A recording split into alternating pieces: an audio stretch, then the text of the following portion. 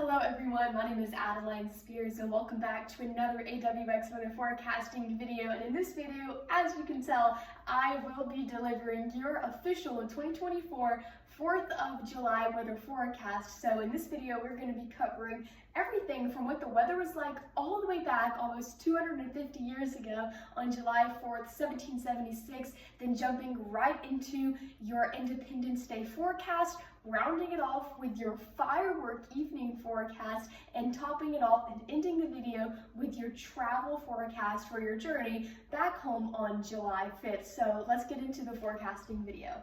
So the first thing we're going to be doing is a forecast flashback. We're going to take a look at what the weather was like when our country first gained its freedom all the way back 248 years ago on July 4th, 1776.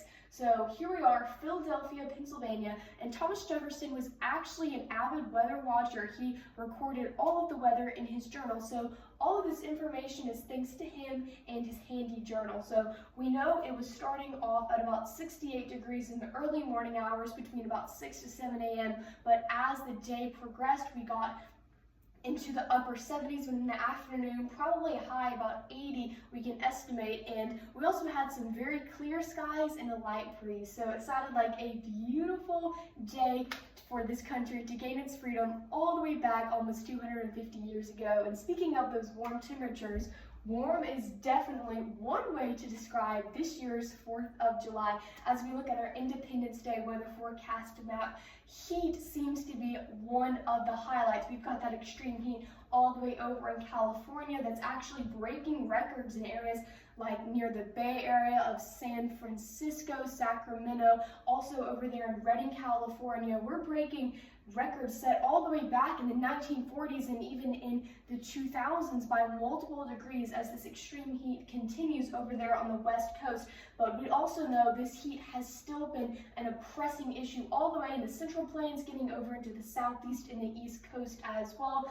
as that seems to be a big issue this 4th of July holiday. I know we've got heat advisories and excessive heat warnings that have been issued for weeks that are continuing throughout this holiday and this holiday weekend as well, unfortunately. And it does look like we're going to be seeing some potential severe weather and some potential rain up in the upper Midwest and even getting into Missouri and the St. Louis metro area. We're going to get into that a little bit later with our firework forecast, but for now you can definitely expect some rainy skies, especially in the early morning hours tomorrow up in states like Nebraska, Kansas, Iowa, and northern portions of Missouri as well. So now we're getting into that firework forecast. So we're going to be looking between 9 to 11 p.m. across the board, as that's when, the sun's setting, it's getting dark, and those fireworks really begin to light up the sky across the United States. So we'll start here on the East Coast, and again, our highlight is definitely going to be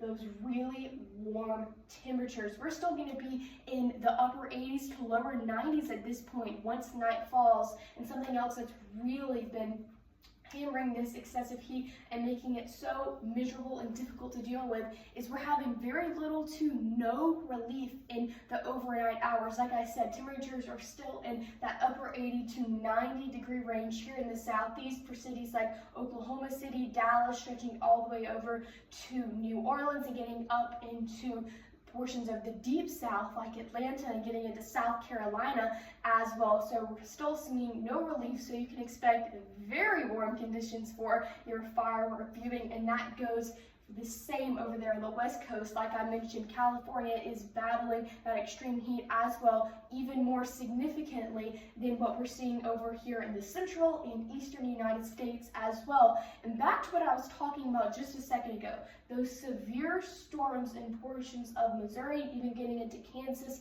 and a sliver of Illinois as well. The Storm Prediction Center has a slight risk for tomorrow, and we're going to see a sort of mesoscale convective system or a broken line of storms move through that area. The biggest risk seems to be damaging winds and small hail at times, but we do have a very small tornado threat, so we can't rule that out, and these storms will be persisting a little bit after dark, but really once we hit 10, 11 p.m., that threat is really going to dwindle, as most of this is relying on afternoon convection, as many of these summertime storm setups are as well. So The final thing we're going to be looking at is your July 5th travel cast.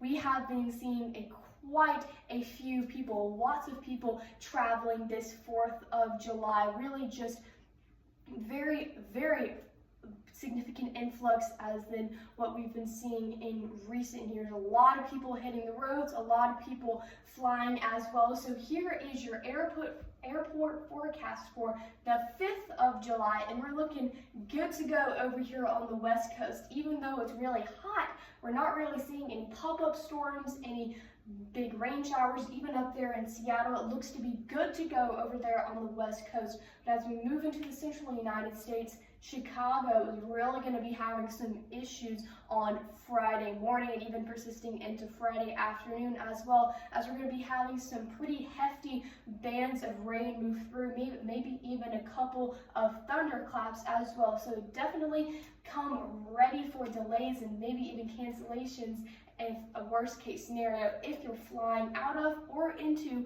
O'Hare Airport up in Chicago on Friday at all. But down in DFW, we're back on the good side of things. No pop-up showers are really expected. Again, those things are hard to forecast, but I'm not seeing anything major popping up on the radar as of now. Hopping over to Atlanta, that's where things get a little bit on the dicier side. Nothing compared to O'Hare, where we're expecting those widespread rain and thunderstorms up there, but we may have a couple of pop-up showers and maybe even a little bit more of an organized threat down there in Atlanta on Friday. Just again, those pesky pop-up showers that may cause a delay or two at worst. And back up to JFK, we're back on the good side of things with great conditions expected to travel as well. Nothing substantial in your way. So I hope you all have a fantastic 4th of July. I'll be back more with updates probably coming up soon with Hurricane Beryl, who is still on our radar, still something very important to talk about. Currently a Category 4 as she begins to unfortunately impact Jamaica and the Cayman Islands this afternoon, evening, and tonight. So the next video will probably be covering Beryl, but for now, this is just your official 4th of July forecast. So like I said, stay safe, stay weather aware, and have a great holiday tomorrow.